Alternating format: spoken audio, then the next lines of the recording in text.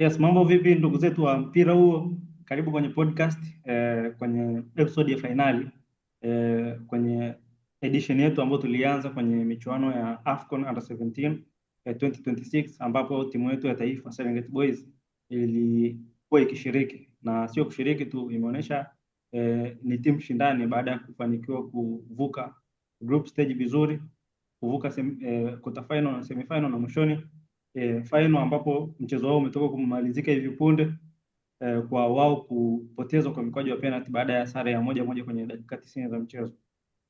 Kwa siku ya leo ambapo tunaenda kuhitimisha safari yetu kwenye season hii au edition hii ya AFCON Under 17, nitakuwa na kocha wa viungo wa Mtibwa Sukari Bwana Seif Rashid, lakini pia nitakuwa na kocha wa viungo wa Kagera Sukari Bwana Idi Simba. Hao wote ni makocha ambao wana kafla SSB, wako satisfied kabisa, na wote hawa ni wanasayansi wa mpira wa miguu, kwa sababu ukiachana na kozi za ukocha pia wana deal na kozi zingine ambazo zinahusiana na sayansi ya mpira.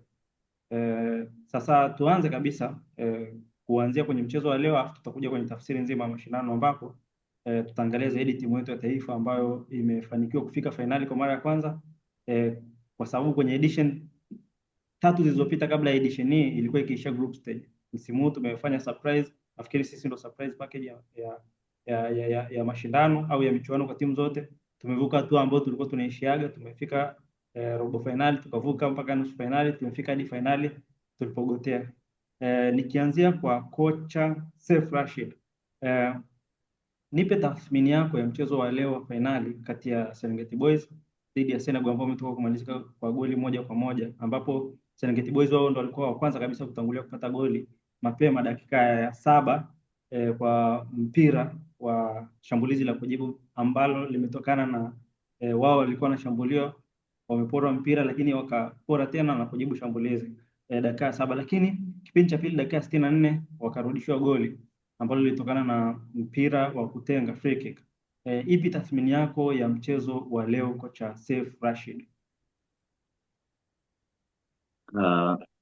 Mchezo unastahili kuitwa fainali kwa sababu hasa tuseme fainali ya vijana, kwa sababu mchezo ulikuwa na intensity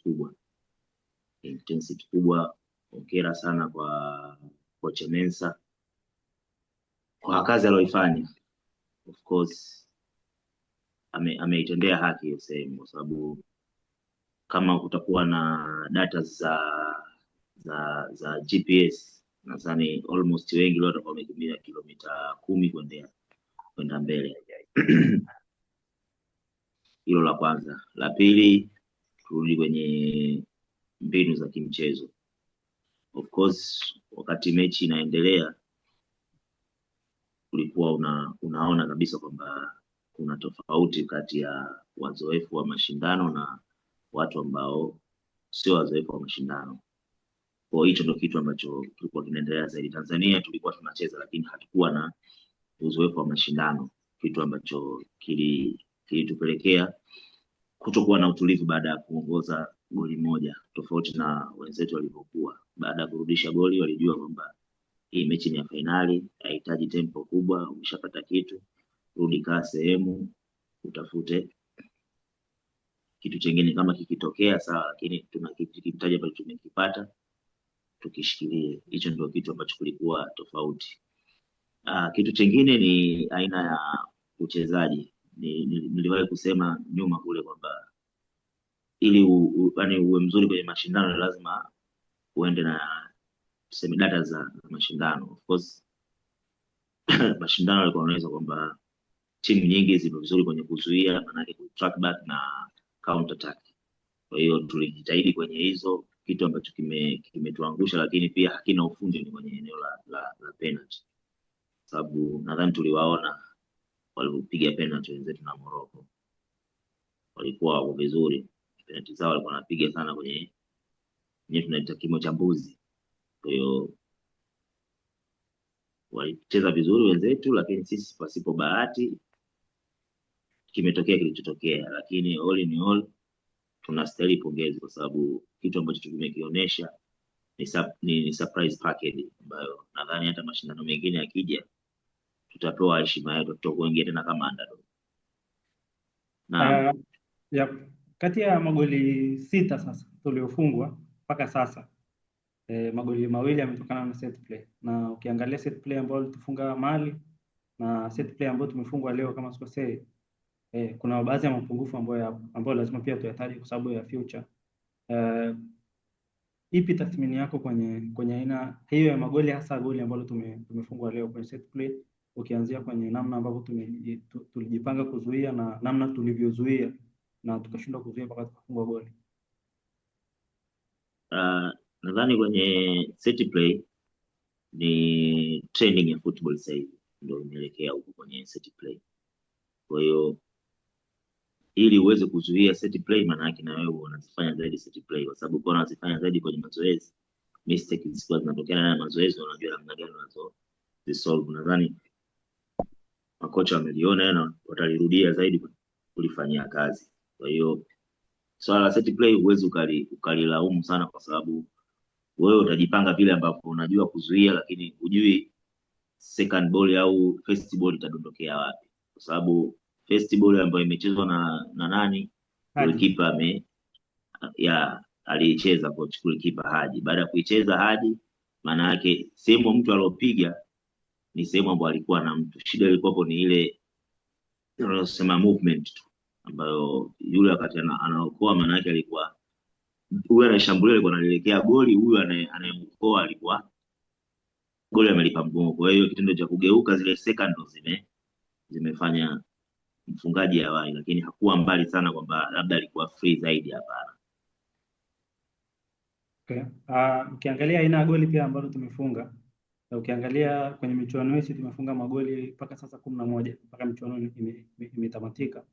Aina ya goli ambalo tumefunga sisi, tumefunga magoli 3 ya build up dhidi ya Algeria kama sikosei, lakini tumefunga magoli 3 ya transitions, magoli 4 ya transitions kuanzia kule kwenye group stage, ambao yote nafikiri yalitokea kwenye group stage, mechi dhidi ya Mozambique na zile za Angola, wale watu wako safa, lakini tumefunga pia magoli 3 ya set play. Ukiangalia leo tunaongeza tena goli lingine lililotokana na positive transition. Kati ya magoli 11 ambayo tumeyafunga, magoli 5 yametokea kwenye moment hiyo. Ubora wetu ulikuwa wapi kwenye sehemu hiyo hasa, ambao ulitupa goli la utangulizi kabisa mwanzoni mwa mchezo? Mara nyingi kwenye unapozungumzia transition, maana yake mara nyingi inakuendana na counter attack. Kwa hiyo ili upate counter attack, maana yake ni uwe maybe unazuia aidha eneo la katikati ama la mbele, lakini baada ya ule mpira kuupata, nini unachokifanya ndio kitu ambacho tuko bora zaidi, kwa sababu kama uliona kwenye mchezo, nadhani huu ni mchezo wa pili wanamchezesha Lukman kama phase number 9. Lengo ni nini? Lukman ana hiyo ball control, ana touch nzuri. Kwa hiyo lengo zaidi ni kwamba tukiwa tuna mpira, wakati tunafanya counter attack, tuwe na mtu ambaye anaweza kutufanyia kitu cha ziada akiwa na mpira. Ndio kitu ambacho kinatusaidia mara nyingi tunapocheza mpira counter attack, unakuta Lukman ana dribble, ana receive, watu wanakimbia kwenye channel, anaachia mpira. Kwa mfano kama goli leo uliona wakati inafanywa ile movement, ule mtu anakwenda, Lukman alikuwa yuko na center back, lakini baada ya kumuona yule winger anakuja, alidrop kidogo kupokea baada ya kureceive ule mpira. Kwa bahati nzuri, kwa sababu alikuwa anataka aiset, lakini Hamisi akawa tayari ameshapiga. Walichofanya yeye ni kufanya setup ndogo, kufanya lay ndogo na kuscore. Kwa hiyo kinatusaidia zaidi kwenye counter attack ni aina ya wachezaji ambao tuko nao mbele na movement zetu tukipata mpira. Sawa. Sasa nihamie kwenye tathmini ya michuano kwa ujumla ambayo yeye atatupa kocha Simbaidi. Kocha Simbaidi kwenye timu yetu, nafikiri nianzie kwenye moment ya kushambulia, tutakuja kwenye moment ya kuzuia, ambayo nimechagua hivyo kwa sababu leo tumeanza kufunga sisi afu tukaja tukarudishiwa. Ukiangalia kwenye michuano hii mpaka sasa Tanzania mpaka inatoka kwenye michuano ilifunga goli 11. Kati hizo goli 11, goli 5 zimetokana na mashambulizi ya kujibu. Tunapora mpira tunajibu shambulizi, hizo positive transitions. Lakini magoli 3 tuliyofunga yametokana na mipira ya kutenga set plays. na magoli mengine matatu yaliyobaki dhidi ya Algeria yale yametokana na build up za kawaida tukiwa sisi in possession. Ipi tathmini yako kwenye hizi moment tatu kwenye hizi moment tatu za upatikanaji wa magoli timu yetu ilipopata magoli 11? Sawa, kwenye issue ya transition. Naam. Naam. Nasema kwenye issue ya goli kwanza hizo 5 za transition ni ubora wa kujiorganize kwenye upande wa defensive, kwa sababu hizo transition haziwezi kutokea kama utashindwa, kama hautakuwa vizuri kwenye organization yako ya defensive. Ukiangalia mechi zote Serengeti Boys, ukiangalia zile mbili za mwanzo ambazo waliondoka na clean sheet, unaona kabisa organization yao ya ulinzi ilikuwa iko bora sana, kiasi kwamba tulikuwa na uwezo sasa, tukiupata huo mpira tunaweza kwenda kushambulia kwa haraka. Lakini kama tungekuwa organization yetu ya ulinzi haiko vizuri, ya kuzuia haiko vizuri, ina maana mara nyingi sana opponent angekuwa anatupush sisi mpaka kwenye box letu. Ina maana hata hizo transition moments zingekuwepo, lakini ingekuwa zimeanzia mbali sana, kiasi kwamba tungeweza hata kushindwa kuzimaliza. Lakini unaona jinsi gani tulipokuwa tuna press, jinsi gani tunajiorganize kuzuia, ilikuwa inatusaidia pia. Tukipata mpira sometimes tunapata kwenye mid block, sometimes tunapata kule kwa opponent. Kwa hiyo inatusaidia kuwa na huo urahisi wa kufika golini kwa wakati. Lakini pia ukiongelea zaidi pia ni uharaka na hizo recognition za pattern, kwamba huo mpira tushaupata, sasa tumpe nani amalizie, nani aende kwenye space. Kwa ndio maana unaona mara nyingi tulikuwa tukiupata tuna release haraka, aidha ni Lukman au ni Razaki, yani hivyo. Kwa wote wanakuwa wanajua nini cha kufanya, kinachole, unajua sasa tukishaupata hapa, hii sio back pass, hii inatakiwa hiyo pass ya kwenda mbele. Kwa hiyo hata organization ya attacking baada ya kuupata mpira ilikuwa iko vizuri sana. Kwa mimi kwa haraka ni hivyo. Lakini pia set piece tumefunga set piece ambazo kuna direct free kick tumefunga. Inakuonesha kwamba huwezi tu kusema kwamba ni hiyo direct free kick tutakuja tutaifungia kwenye tournament. Hapana, lazima kuna mazoezi yamefanyika kwenye uwanja wa mazoezi mpaka mchezaji ana uwezo wa kwenda kufanya kile ambacho amekifanya uwanjani. Kwa hiyo kwa jinsi the way Tanzania wamecheza especially kwenye kupata ushindi, yani ni hayo tu. Kabla sijaondoka hapo kwenye moment ya sisi kupata magoli, ukiangalia magoli 4 kati ya magoli 5 ambayo tumefunga kwa hayo mashambulizi ya kujibu kwa hizo transitions, ilikuwa ni zile mechi za mwanzoni kabla ya ile goli ambalo tumelifunga leo, mechi dhidi ya Angola, dhidi ya Mozambiki. Baada ya pale tumekuja kufunga siku ya finali kama sikosei. Ukiangalia zile mechi za mwanzo, control yetu ilikuwa sana kwenye hiyo moment ya kuzuia kwa pressure kubwa, kupora mipira na kujibu mashambulizi, na hata watu wamekuwa wakijirudia Dismas na Lukman pale mbele lakini hata kwenye moment za kujibu unamwona Razaki na Sadamu wanavyo attack space. Ni kwa namna gani control yetu ya mchezo kutoka kwenye hiyo control mechi out of possession kwa kupress vizuri ilikuja kubadilika kwenye mechi zingine zilizobaki baada ya zile mechi 2-3 za mwanzo, hasa baada ya mechi ya Mali kama sikosei, na kuanzia kwenye ile mechi ya Mali. Okay, ukiangalia zoezi sisi ambavyo tulikuwa tunacheza tulikuwa ni tofauti sana na timu zingine. Kwa hiyo na sasa hivi kuna teknolojia, benchi la ufundi, sio kocha mkuu na msaidizi, kuna watu wa kufanya analysis na vitu kama hivyo. Kwa hiyo opponent nao wanaangalia kwamba Tanzania game yao iko vipi. Game yao ni kwamba watakuja kwako, watacheza muda mwingi kwako, watafanya hizo transition na nini. Je, si tufanyeje? Kwa unaona hata opponent ambao tulikuwa tunakutana nao walibadilika kwa the way ambavyo sisi tunacheza. Kwa hiyo opponent wengi wakaamua na wao sasa kama wana mpira basi wa keep, lakini waweke rest defense ambayo itaweza kuokoa in case ikitokea kwamba sisi tumeunasa. Unaanza hata game ya Egypt kwa tukinasa hizo moment, Egypt wanajitahidi kuua hizo transition kwa sababu wanajua kabisa tukiachia Tanzania watascore. Kwa hiyo opponent waliokuja baada ya opponent wale wawili wa mwanzo walikuwa at least wametustudy vizuri. ndio maana walikuwa wanajitahidi kuwa na rest defense isiyopungua chini ya wachezaji wanne kwa ajili ya kuua hizo transition moments, na pia ikapelekea na sisi pia kuachiwa zaidi kupossess game. Kwa hiyo unakuta kwamba tuna mpira muda mrefu kiasi fulani, kwa sababu hiyo opponent anakuwa na hiyo hofu kwamba tukijicommit sana kwenda mbele, Tanzania wakiupata watatumia hii space ambayo tumeiacha. Kwa hiyo nao walikuwa na umakini huo, ndio maana unaona kuna some games ambazo baada ya zile game 3 za group, unaona kuna muda sisi pia tulikuwa tuna keep possession kwa muda mrefu, lakini yote hiyo ni kwa sababu ya hiyo threat ambayo tulikuwa nayo kwenye transition. Okay, kwa hiyo inamaanisha kwa maana nyingine ni kwamba Angola, Mozambique kuja kwa Mali, of course Mali tulifanya rotation ya wachezaji 9, Algeria na Egypt, siku zilivyokuwa zinazidi kuja mwishoni, hata intensity ya game ilikuwa inaongezeka, ndio maana hata control yetu out of possession kwenye kupress ilikuwa inapungua, si ndivyo? Lakini Au ni kwenye pia analysis tu? ukiachana na analysis, ukiangalia hizi games zina siku, yani siku ni chache unacheza tena, lakini ukiangalia the way vijana wetu walipokuwa wanacheza wanakupa 100%.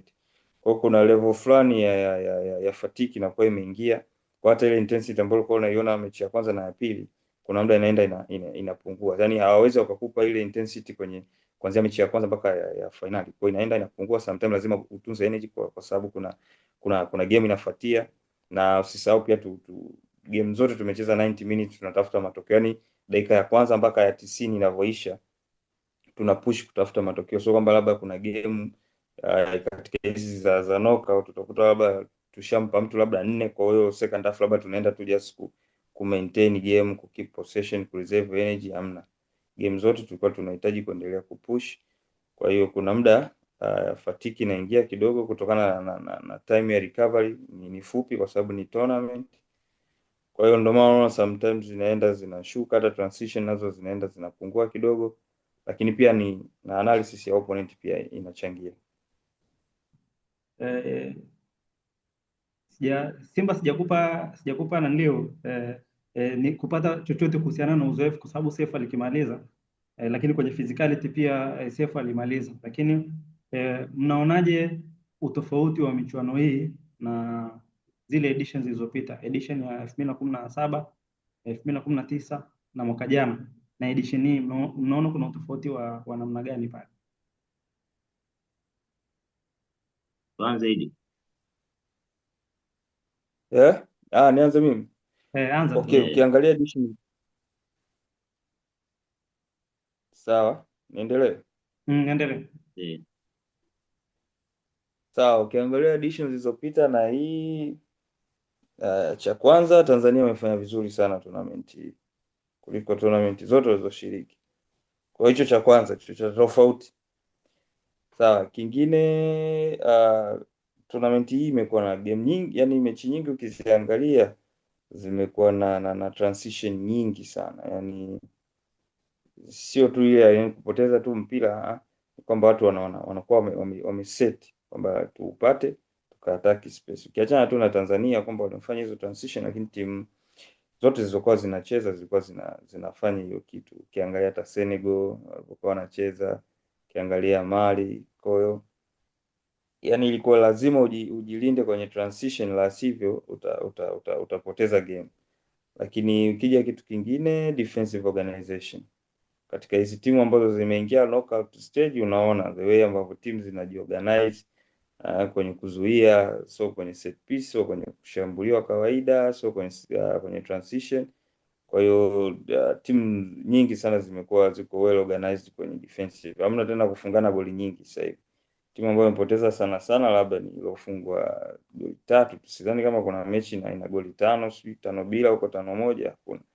Kwa hiyo timu nyingi unaona zimejiorganize vizuri katika hizo defensive.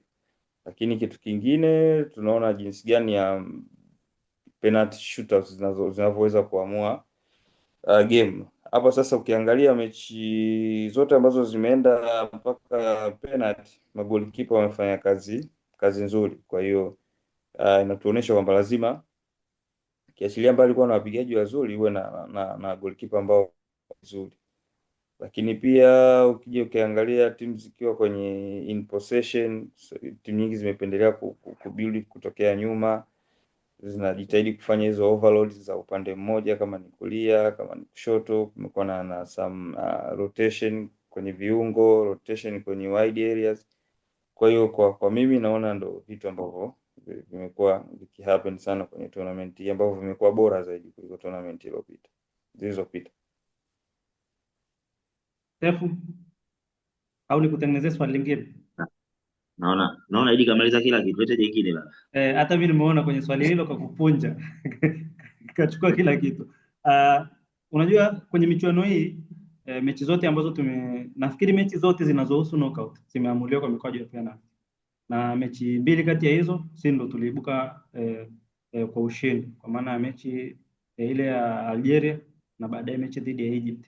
Unahisi ubora mkubwa sana kwa vijana kuweza kuamua mechi zile mbili za mwanzo kwenye mikwaju ya penalty ulikuwa wapi, na udhaifu kwenye hii mechi ya fainali kuamua kwenye mikwaju ya penalty ulikuwa wapi? Kwa kwanza ni swala la kujiproud, sababu sisi kama sisi Tanzania ilikuwa ni kama ndoto, sio kwa timu kubwa ndio timu za vijana kufika eneo kama hili, lakini tumeanza kwa timu ya wakubwa. Tulianza kwenye CHAN tukafika tulipofika kutokana na ubora wa hivyo, tukaja kwenye AFCON kwenye ubora wa aina hiyo, tukaja kwa vijana. Kwanza ni swala la kujipongeza sisi kama nchi, na sisi kama walimu pia, makocha, ni swala la kujiongeza, kwa sababu ni kazi kubwa tunafanya. Kitu chengine ni kwa nilichokiona ile mechi ya kwanza na mechi ya pili, tulikuwa na fear. Kwa fear tulikuwa hatuna ile confidence ya kutosha, kwa tulikuwa tunafanya kitu kwa ari kubwa. Lakini kwa mechi ya leo nahisi ni kama vile tulikuwa tunaamini kwamba kama tuliweza kufanya kule na hapa tunaweza kukifanya. Sina uhakika kwa 100%, lakini 100%, lakini naamini hicho pia ndio kimeweza kutuangusha kidogo. Lakini all in all, penalty hazina mwenyewe. Kwa hiyo hata wao tungewafunga kwa hizo penalty, maanake tungeongea kama nilichokiongea kwamba walijiamini huko nyuma, wakadhani kwamba wao ni bora kwenye hizi vitu, sisi tukawaadhibu. Kwa hiyo nahisi hapo ndo kwenye hii ukaji mistake kidogo. Kwenye michuano hii timu yetu imefunga magoli 10 kati ya magoli 11. Kati ya magoli 11 ambayo imefunga kwenye hizo mechi, magoli matatu tu yametokana na moment za in possession au zile build up ambazo ni sisi tuna mpira, hatujatoka kupora mpira, tunao sisi, tupo in possession. Ni idadi ndogo ya magoli kulinganisha na average possession ambayo tuko nayo. Unahisi changamoto kubwa sana kwa timu yetu ilikuwa ipo wapi zaidi? Sababu tuna magoli mengi ya transitions, tuna magoli average ya set pieces, lakini machache zaidi ya in possession kulinganisha na timu zingine ambazo zimedominate possession. Okay, kwenye hilo kwanza naweza kuzungumzia kwamba hii ndo game of the future. Game of the future ni game of transitions, and we cannot deny it, kwa sababu sasa hivi tumeadvance tactically, watu wanaweza kutengeneza blocks za kumark, wana bana central area. Ukitizama pia kwenye upande wa pressing, ukitizama kwenye upande wa risk taking, almost wingers wengi sasa hivi wana take risk ku attack 1v1. Kwa hiyo game sasa hivi imeshabadilika, game ina change automatic. Sasa hivi game inakuwa game of transitions. Hata ukitizama ligi zingine, sio Tanzania tu, magoli mengi sasa hivi yanafungwa kutoka. Kwa hiyo sio kama ni changamoto, is an advantage, kwa sababu tunajiprepare kulingana na demand za game inataka nini sasa hivi, na sisi kuweza kufunga magoli mengi ya transition is an advantage, kwamba tumeadapt na game ya sasa inavyotaka. Sasa hivi it's very difficult kuplay in possession ukamfungua mpinzani wako mpaka ukapata clear chance ya kufunga, kwa sababu watu wako educated in terms of zone za kumaki, kama ni man to man, kama ni zone marking, watu wanaweza kukaa kwenye block wakadefend crosses, wakadefend everything. So nadhani kwangu mimi is an advantage na ni jambo la kulichukulia very positive kwamba tumeweza kufanya zile transition zetu zitana tu kwa magoli, maana game ndo iko huko sasa hivi. Hata ukitizama Senegal magoli yao mengi waliofunga pia nayo yanafanania hivyo, au ukitizama magoli mengi yaliyofungwa katika mashindano under 17 yanatufundisha kitu yani. Okay. Na sasa kwa wote wanne, kwa sababu tumebakisha zile dakika zetu zile, najua mnazielewa. Kwa wote wanne ningependa kupata mchezaji bora wa mchezo. Nikisema wa mchezo nitakosea kwa sababu ilikuwa ni mechi ya fainali, kila mtu amejitoa. Kwenye michuano hii kila mtu anitajie tu kutaja wachezaji watatu ambao wameperform vizuri. Nikianzia huko kwa Simba hii. Sawa, Haji, Razaki, Lukman. Sefu, Idrisa, Haji, Lukman. Moshid, Lukman, Chole, nampa na yule left back anaitwa nani yule? ile Ndemu. Idrisa. Best. The boy is Idrisa superb. Ndemu, si ndio? Yep. Yes, isipokuwa pia nataka kumpa heshima yake team captain kwa sababu ni fullback. Ni fullback, ni left back. Lakini kwenye haya mashindano ametumika kama center back na amezima hiyo nafasi kwa ubora mkubwa sana ambao hata mimi sikutarajia mpaka finali kumaliza vile alivyomaliza. So much respect to him as well. Okay. Nimekumbuka jambo. Ili sasa itabidi tumpe Mushid peke yake kwa sababu ya muda na kwa sababu kupata nafasi kubwa sana ya kuongea. Kocha Miguel Gamondi amefanya promotion ya kwa promote wachezaji wawili wa timu ya taifa, Lukman pamoja na Kasim kwenye timu ya Taifa Stars kwenye hizi mechi za kirafiki. Kwanza unaonaje promotion hiyo, kitu cha kwanza, lakini unahisi wataenda kuongeza nini na itakuwa na faida ipi kubwa sana kilinganisha pia sio promotion ya kwanza, huyo Lukman pamoja na Mbegu tayari wanacheza Premier League. Lukman Kagera Sugar na mwenzake Mbegu anacheza Simba. Unahisi hiyo kitu inaenda kuongeza nini ya Gamondi kwenye kwa wale vijana wale waliobaki na hao ambao pia wamepata hizo nafasi? Mimi nadhani pongezi iende kwa Tanzania in general kwenye upande wa football kwa sababu hizo chance tunatoa. Hata ukitizama kipindi cha coach Morocco ilikuwa kile inapoitwa national team tulikuwa tunaona boys ambao kutoka under 17 under 15 kwa mfano kama Abel Josia ameshawahi kuitwa na akawepo kwenye benchi katika game za World Cup qualifiers pamoja na AFCON qualifiers.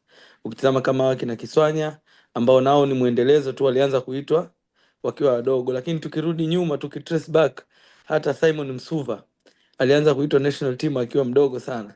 Haji Nuhu alianza kuitwa national team akiwa katika under 17 ya Serengeti Boys. Adilu Adam Sambilo mwaka 2008 2009 aliitwa national team kwa ajili ya kucheza na mechi ya Vancouver Whitecaps, yeye mwenyewe akiwa katika under 17. So nadhani hii ni pongezi kwa Tanzania kwa namna ambavyo tunajaribu kuona na kuwapa nafasi watu ambao tayari wanaonyesha potential na kuwa motivate wenzao kwa ajili ya kuweza kusogea mbali zaidi. So to me, big up sana kwa coach Gamondi kwa kuendeleza hicho ambacho kimeanzishwa na walimu ambao wamepita, akina Mkwasa, akina Masio Maximo, akina coach Morocco. Vitu hivyo walikuwa wanafanya na nadhani ni muendelezo kwa sababu taifa la Tanzania liko very open kwenye football na lina support hizo developments za vijana wakifanya vizuri. Shukran. Kama kuna kitu sijauliza. Sasa hizi dakika zilizobaki naomba nizitumie mimi kwa niaba ya podcast. Hapo sorry, kabla jamalizia jamani. Sorry. Sawa. Nataka tuizungumzie ile counter attack ambayo ilikuwa ni 2v1. Ya mechi ya leo. Ya Lukman. Ya Lukman. Sawa. Ya first half. Nadhani for me namsifia sana beki wa Senegal kwa sababu alichokifanya yeye ni kuua pasi ambayo ilikuwa iende kwa upande wa pili kule kwa yule winga ambaye aliingia kwenda kufanya ile movement ya kule. Kwa hiyo tusimlaumu sana pale, alitumia IQ kwa sababu ya angepiga pasi manake ilikuwa lazima yule beki aiblock, au kama angepiga kwa ndani manake ilikuwa mpira unaenda kwa goalkeeper. Kwa hiyo ilichofanya ni kudelay, maybe kutakuwa kutafanya na movement nyingine, aidha ni mtu kupita nyuma yake au mwingine kukatiza, lakini ikashindikana. Kwa hiyo ile ni wakusifiwa zaidi ni beki baada ya kufanya ile delay na kukaba ile kuzuia ile space. Sawa sawa. Na mimi pia nina So, idea tofauti kwenye ile counter attack. Samani, sitaki kuzungumzia tactical, lakini mi nimependa kwa sababu mwisho wa siku ule mpira Lukman alishoot. Yeah, So to me best decision is the player's decision, kwa sababu yeye ndo alikuwa kwenye ile scenario na aliamua kudrive ule mpira mapema sana, akaona kwa namna space alivyoiona na alifanikiwa kwa kile alichokitaka na akashoot, isipokuwa tu defender aliweza kublock ile shoot. yeah, Means hata ile alichokifanya kuto kumpasia mwenzie pia ilikuwa ni maamuzi sahihi na alikuwa anaweza sahihi. kuleta goli. Goal, yeah. sawa. Kwa hiyo to me superb with their age and what they decide and they make they take responsibilities za kufanya kile wanachofanya wale wachezaji. Mimi nimependa sana. Yeah. Okay. Sasa hapa sasa tunamaliza. Au kuna mtu anacho kuongezea? Hamna. Okay. Kwa niaba sasa, Twende zaidi. naam. Hapana, mimi sina. Okay. Kwa niaba ya podcast ya mpira huo tumefanya season nzima. Tumeanzia mechi ya kwanza dhidi ya Mozambique, tumefuata mechi ya pili dhidi ya Angola, tukaenda mechi ya mwisho ya hatua ya makundi dhidi ya Mali, mechi za mtoano zile, robo finali tumefanya dhidi ya Algeria, lakini tukafanya mechi ya nusu finali dhidi ya Egypt na finali leo. Tumefanya mechi zote, tumefanya coverage ya Sekafa. Kuna vitu ambavyo tumeviona. Sasa kwa niaba ya podcast hii, kwanza tuwapongeze TFF, lakini pia tupongeze ile backroom staff ya ile timu na wao vijana wa TDS. Nikianza na TFF, pamoja tuseme TFF pamoja na administration kwa ujumla. Mimi nawapongeza kwa sababu miaka ya nyuma hawa watoto walikuwa wakae kwenye mazingira kama yaliyopo sasa hivi. Ndio kilichofanya sisi tufanikiwe sana ni mazingira walivyoandaliwa. Kwanza hizi training center ambazo zipo facilitated na FIFA, kitu cha kwanza. Lakini kitu cha pili, wanataaluma. Ile timu imesheheni wanataaluma ambao kuna timu za ligi kuu hawana, kuanzia kocha AD kutoka FIFA yule Elieneza, kina Gray, mpaka kuja kwa maanalyst, kuja kwa madaktari, yani personnel zote ambao wako kwenye ile backroom staff ni professionals kabisa, na ndio wamefanya wale watoto wawe kwenye level ile ya performance. Lakini kwa kipekee zaidi TFF tena ku maintain wale watoto, kwa sababu walikuwa wanapata competitions kama mnakumbuka, walikuwa ukiachana na kupata competitions walikuwa wanashiriki, sio kushiriki, walikuwa wanashindana kwenye competitions zote. Na kama hawa watoto na baadhi yao kama mnakumbuka mwaka jana walichukua taji dhidi ya hawa wa Senegal, ambao pia baadhi yao wamecheza leo kule Afrika, kule kwenye michuano ile under 15 African Schools Championship ile. Kwa hiyo inamaanisha huu mwendelezo ni mzuri, na kama itakuwa inaendelea kwa hii trend, ina maana future is bright. Kwa hiyo pongezi kwa TFF, kwanza ku maintain facilities za wale watoto kukaa sehemu moja, imeboost performance, kuwatafutia wanataaluma wanaoendana nao. Lakini hata hii promotion aliyofanya Gamondi itawaboost wale waliobaki kuwa motivated, lakini itawaendeleza hao ambao wamepata hiyo nafasi. Lakini kitu kingine ambacho nilitaka kukipongeza ni Elieneza. Unajua timu imesambaza performance kwa kila mmoja. Ile mechi ya Mali mimi ilinigusa kwa sababu wale watoto waliocheza siku ile pengine wasingeweza kucheza, lakini wao wamecheza, watoto 9 ambao hawakuwa wakipata nafasi kwenye mechi za kabla na hata mechi za baada, si ndivyo? Kwa hiyo ile ni level kubwa sana ya management, ku manage group. Najua nyinyi wote ni makocha, mnaelewa hicho kitu.